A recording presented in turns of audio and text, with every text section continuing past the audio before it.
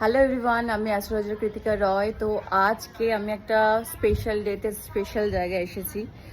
আজ হলো রাধা অষ্টমী, আর আমরা আছি মায়াপুর ইস্কন টেম্পলের ভিতরে। And it's a very nice place. আর আমি ভাবতেও পারিনি আজকের দিন আমি এখানে আলটিমেটলি থাকতে পারবো। আর এটা একটা কটেজ মতো, প্রচুর কটেজ আছে, আর এই সেই মন্দির। প্রচুর রোদ ফ্ল্যাশ হচ্ছে,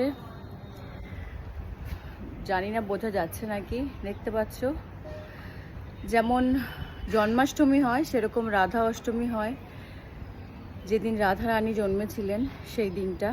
তো আজকের দিন তোমরা রাধা রানীকে যা মনস্কামনা করবে তাই তোমরা সেটা পাবে, তার ফল তোমরা পাবে। তো রাধা রানীকে প্রে করো, রাধা রানীকে নিজের এবং নিজের পরিবারের মঙ্গলের জন্য প্রে করো, এবং সবার মঙ্গলের জন্য প্রে করো। রাধা রানী তোমাদের সবাইকে ভালো রাখুক। আর অবশ্যই কৃষ্ণ নাম জপ করো। হরে কৃষ্ণ কৃষ্ণ কৃষ্ণ হরে হরে, হরে রাম রাম রাম হরে হরে।